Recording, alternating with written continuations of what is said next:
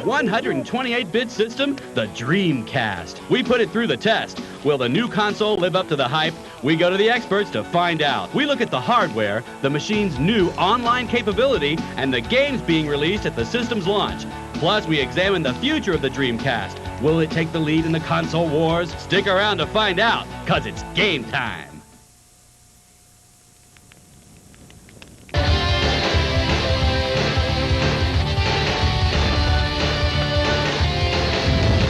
Is the Dreamcast Sega's ticket to a comeback, or is it Sega hype? Perhaps the real question is, should I buy it? Hi, I'm Dash, and welcome to Gamespot TV's special Dreamcast edition. Our crack staff is out and about on the Dreamcast trail to find out if Sega's new system is the real deal.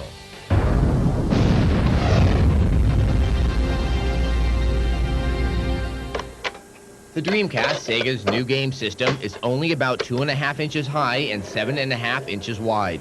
But this little gray box holds the faith of a company and the future of an industry. For the next few months, it will be difficult to miss the hype surrounding the new game system. Sega reportedly poured $100 million on marketing and advertising.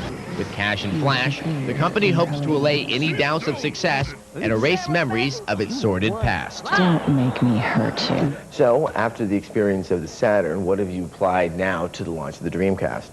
I think the primary lessons we learned were retail distribution, making sure that the right partners got the right amount of product at the right time, as well as marketing.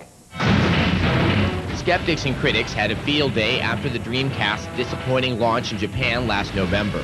The unimpressive game lineup led to speculations and seemed to spell the end for the video game giant. So what do you think of all of the controversy and the criticism and all the media attention that has surrounded the Dreamcast for the past 6 months? I love the fact that people have an opinion, and rightly or wrongly, it's better than being blasé. And so opinions about Dreamcast will never make it, it'll never launch, PlayStation 2 will blow it out of the water when it comes, Dolphin will be along eventually. It's a vibrant business, and if nobody cared, then the business wouldn't be growing to the level that it's at right now. The turnaround came around this year's E3 event. Like a veteran prize fighter, Sega got its second wind and dealt a wake-up punch. Let's get ready to rumble! Showcasing over 40 Japanese and American titles in its booth, Sega made skeptics do a double take and turned doubters into believers. Videogames.com editor Jeff Gertzman was one of them. Back when the system came out in Japan, I mean, the launch lineup in Japan was weak. The games that were coming out, even months after the system was out in Japan, were also pretty weak. But, I mean, the U.S. lineup is really stellar. It's like every single journalist in this business said, if Sega doesn't come out with the biggest console launch in history when it comes out in the U.S., they're dead, they're finished, they're over. But they did that. The Dreamcast is expected to launch with 16 titles, ranging from sports to fighting. Judging from the smiles, grins, and yahoos from several game editors, the U.S. game lineup will be far better than Japan. Now, even with all these great games, there are some publishers that just aren't comfortable with the new system. You have EA, which has said nothing publicly about developing for the Dreamcast. And then there's Namco, that even on the strength of Soul Calibur, have no future plans for any titles. Then again, there's some other companies that are far more comfortable. I think it's a great system. I think there's a very unique opportunity for Sega right now to come back, much like they did with Genesis, and make an impact, have an impact on the market. And again, it's a question of can they sustain their marketing effort through the fall. Capcom plans to deliver 3 Dreamcast titles this year, and 1 slated for early next year. Changing attitudes? Yes. But Sega and the Dreamcast face other issues and hurdles that could steal away some thunder from its U.S. launch. The much-anticipated Final Fantasy VIII for the PlayStation ships the same day as the Dreamcast launch. Sony and Nintendo just dropped their system's prices to $100, and the abrupt departure of its U.S. president are raising some eyebrows. But if you're a gamer who just wants to play the best games money can buy, these issues should be invalid. What do you say to the viewer that doesn't have that much cash at their disposal and they're looking only to be able to get one of the next generation console systems? Do they wait for the Nintendo and the Sony, or should they go ahead and get the Dreamcast now? They should steal a bunch of money from their parents and run out and buy a Dreamcast. Man, stay off the light speed. My bad. Based on what you've seen of the system, would you buy a Sega Dreamcast? Have you already ordered one? Visit the Gamespot TV website and take our Dreamcast poll. If you'd like to learn more about the Dreamcast, go to the Dreamcast dossier feature on videogames.com. Coming up on Gamespot TV, Sean Smith from Electronic Gaming Monthly examines the Dreamcast hardware and peripherals. And we run down the top games for the new console. With rendered graphics reaching new heights, who's been concentrating on gameplay? All this and more when Gamespot TV returns.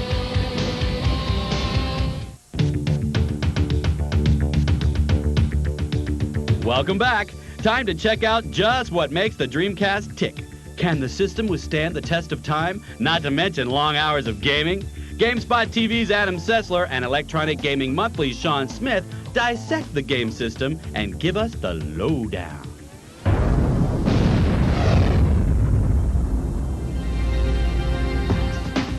Well, you've seen the games and you've heard all the hype, but now let's check out what's driving the Dreamcast. We brought in Sean Smith from the EGM all the way from Chicago. How's it going, Adam? It's going really well. Now, what are you making of the design of the Dreamcast? Well, it's pretty straightforward. I mean, it's just a gray box, but I like it. We've got the 4 controller ports in the front for multiplayer games, a couple buttons on top. There's nothing really cluttering the system. One thing I'm concerned about is the fan. The system tends to get pretty hot, so I think there may be some heat issues in the future. But overall, I think it'll get the job done.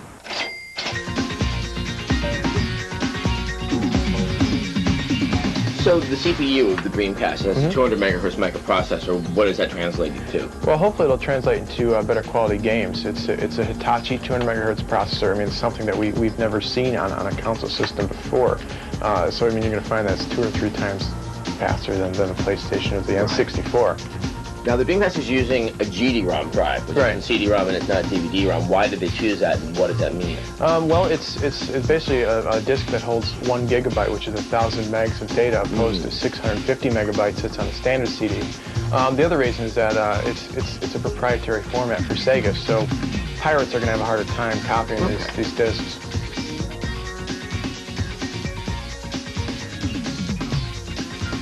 Now, the operating system is Windows CE. What's that going to do for the Dreamcast? Well, apparently it's a pretty easy operating system to program for, especially for PC game developers who want to port their games over to the Dreamcast. But in addition, I mean, I guess it's just a robust operating system to begin with.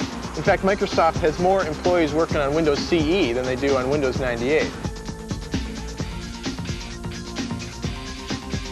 So, the modem.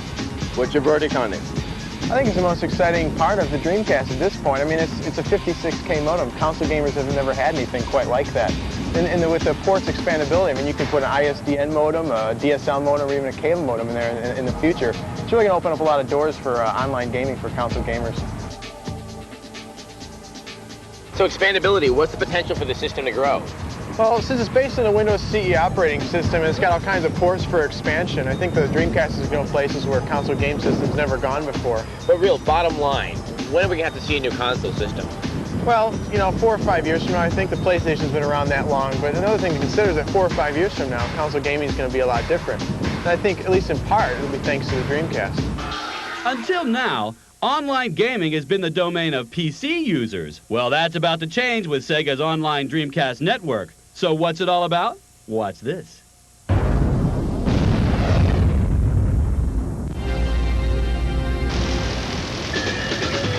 We believe in the power of the internet and the power of social gaming via the internet. Oh, yeah! By including a 56K modem in every Dreamcast, Sega has set the stage for a revolution in console gaming. Peter Moore, Sega's Senior VP of Marketing, believes that the Dreamcast will push console gaming further than it has ever been. We do not believe that in-home gaming will stay the same as it has been over the past few years. Internet will be the future of gaming. The internet opens so much promise for global gaming, and that's a major part of our strategy going forward. We have an incredible and unique opportunity to take online gaming to the next level. I think the online play is going to turn out to be really, really popular. I think that's one of the things that on the PC side they can offer up that they haven't been able to offer up on the console side. The ability to get in there and you know, team play with your friends. Yahoo! Well, I think a lot of consolers are really hyped up about the internet feature. Initially, Dreamcast owners will only be able to use the Dreamcast network for chatting, message boards, and previews. But next year, Sega will open up the multiplayer aspect of the Dreamcast network. With the impending release of the PlayStation 2 and Nintendo's Dolphin, Jeff Gersman of VideoGames.com believes the Dreamcast network is essential to the system's future. Provided that the connection speeds move up, it will be very crucial. If it stays at 56K, it's like that's good enough for certain games, but some first-person shooters, you're not going to really see optimum performance. Racing games, you might see a little lag here and there. But if they can get the speeds up, if this whole network that they're supposedly building for online support works out, I think it's really going to bring a lot to the gameplay. The quality of the games look really good. If Sega can make sure the packets are fast so the games appear fast on your console side, everyone's going to jump on every internet game that comes out as it comes out to the market. So how will Sega's new direction in console gaming influence the gaming industry? Joe Fielder from VideoGames.com believes it will be a directing force in future game development. No, I can definitely see that driving the direction of the games. I can see the more developers find they can do with the online component of the Dreamcast, the more they're going to develop into it. You might see games like Quake 3 Arena, where the single-player side of the game is a lot less important than the multiplayer, where it's really designed for multiplayer. I think the modem is pretty significant, where multiplayer is the in thing now. And it has been on the PC, so it's going to be even bigger on the Dreamcast. Did those last segments whiz by a little too fast? Come by the Gamespot TV website at ZDTV.com and check out our Dreamcast online and hardware specials in streaming video. Coming up in our Dreamcast special, over 15 games are being released with the new 128-bit console system, but which ones do you want to spend your cash on? We run down the top 5 to break your piggy bank for when Gamespot TV returns.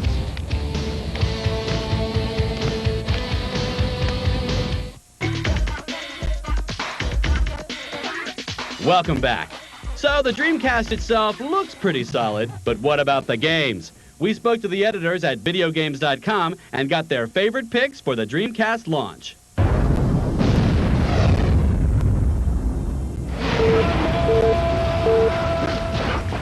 In 5th place is House of the Dead 2, the follow-up to the less-than-spectacular arcade port of House of the Dead on the Saturn. Once again, it's an on-rails shooter where you waste the various zombies and beasties that the game throws at you. And what it throws looks very, very good. This is a Japanese version of the game, but the only differences you can expect are the addition to unlock the option to show red blood instead of green. But really, what ooze do you think zombies bleed? The game will offer several modes, such as Arcade and Original, which is the arcade game, but with the option to customize some elements, like clip size and damage. The game also comes with a training mode, which is made up of puzzle training levels that are almost as much fun as the game itself. The game is intended to be played with the light gun, though Sega has chosen not to release its peripheral in the US. Third-party guns, however, will be available at the launch. There are some who have found the game to suffer from its unnecessary difficulty, yet there is little question that House of the Dead 2 will become the premier console gun game. NFL 2K could mark the return of Sega Sports. The game includes such an unprecedented amount of detail that you can actually see individual people in the crowd and on the sidelines. The game's physics engine is sophisticated enough to mimic how players would act in the real world. The game has more than 1,500 motion-captured animations and uses AI that learns how to play and then responds. Collision detection is actually on the body rather than in the form of a cylinder around the player. The playbook for the game was designed by the Raiders defensive coach, and the game is definitely one of the first-party titles that Sega has very high hopes for. While there will be more than enough pigskin options for the Dreamcast, NFL 2K is definitely one to check out.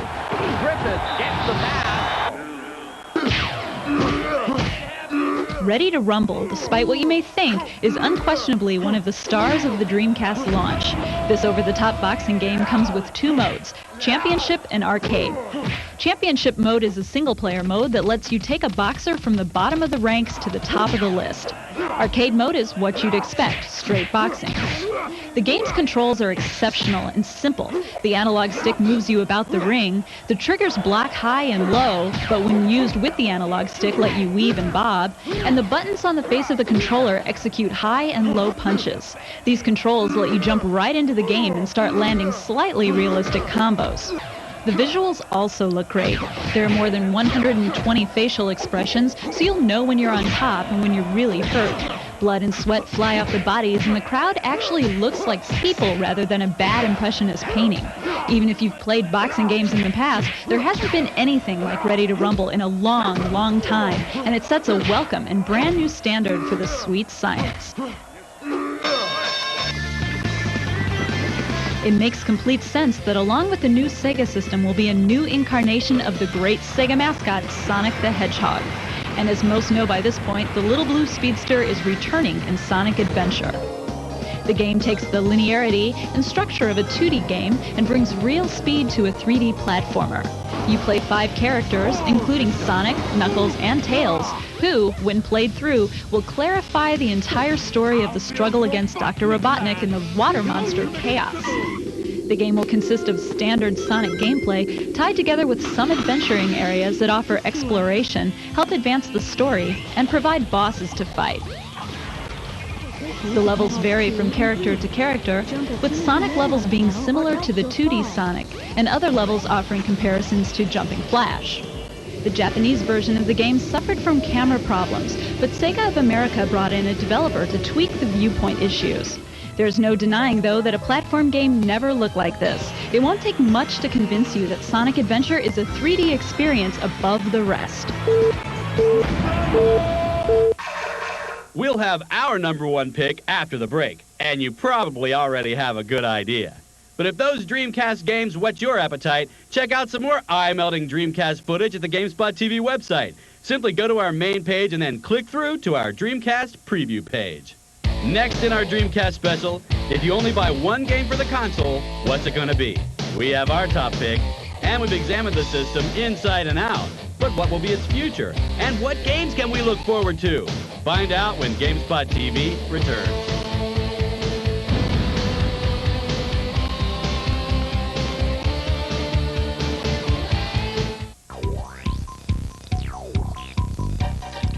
Welcome back. All right, it's time to fill you in on what looks to be the top game launching with the Dreamcast, and it should come as little surprise.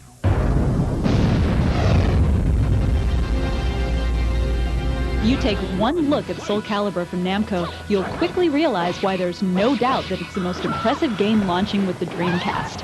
This follow-up to Soul Blade is a game that even exceeds its arcade counterpart in every way imaginable. The game's graphics enhance the arcade versions with improved polygon counts and high-resolution textures. Each character moves around the stage looking tougher, larger, and more solid than before. Details like hair, clothing, and accessories all move together in rhythm with an extremely realistic physics model. Not satisfied with just improving the quality of the characters, the programmers also added new animations to their movements. There's muscle flexing in the game now, so you'll see like certain parts of the body when they're doing moves. Or he's coming out with a sword, you'll see, the muscles kind of ripple and flex and things like that. It's really pretty amazing to watch. The stages themselves complement the characters with 3D backgrounds and ultra-high resolution, and the game also comes with additional moves not found in the arcade. The good looks are matched with controls that benefit from their similarity to the PlayStation controller. The need for precise input makes the D-pad preferable, but the game can be played using the analog stick. Response times are right on the money, with the only problems found in the character Maxi, but they can be overcome once you anticipate his quirks. Characters in the game include members from the original roster, with newcomers that are primarily enhanced clones of the characters they replaced from Soul Blade. The house that Pac-Man built has outdone itself by taking the best fighter in the arcades, improved it, and brought it home for under $50. This is the game to show the world just how powerful the Dreamcast is. Namco, this will be their first and probably one of the few Dreamcast games they'll do, if they are going to do any more. And they really went all out on the system. Simply put, Soul Calibur is an essential addition to any gamer's collection. If you can't get enough of Soul Calibur, don't worry. Here's our Dreamcast special intro pick.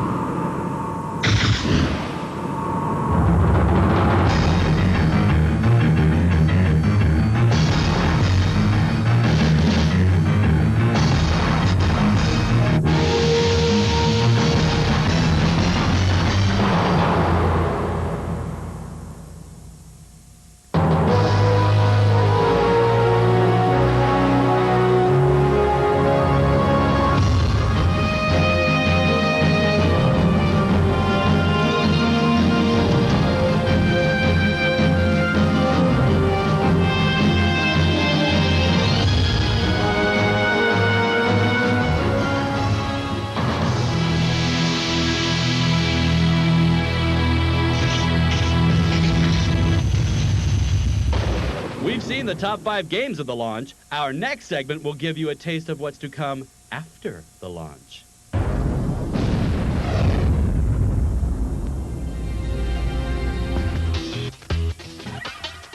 With Sega's Dreamcast network and more than 15 titles on launch, it looks to be an interesting fall. Can Sega keep up the momentum? This one's huge. I'm really looking forward to, beyond launch. I'm looking forward to Resident Evil Code Veronica. I think that's going to be really neat. Once again, Claire Redfield is in trouble. And this time around, gamers can look forward to fully polygonal backgrounds. You can help Claire save the world when Resident Evil Code Veronica ships early next year. Because of Sega's plan to release a total of 7 fighting games in 1999 alone, the Dreamcast is a fighting fanatic's dream. Marvel vs. Capcom has already created a buzz with its spectacular 2D graphics and its huge lineup of Marvel superheroes and classic Capcom fighters. So pick up your favorite character and prepare to do battle when Marvel vs. Capcom is released this October. Shenmue looks to be the killer app for the system. Its focus on story development and the incredibly detailed graphics inspired Sega to devise a new genre just for Shenmue called Free. Free stands for Full Reactive Eyes Entertainment, and gamers can experience its Full Reactive Eyes Entertainment when Shenmue ships this December. And sports fans will not be left out in the cold with the lightning-fast speed of NBA 2000.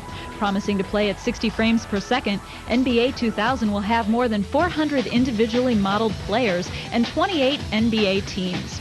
Gamers should get ready for a slam dunk when Sega Sports NBA 2000 is released October 13th.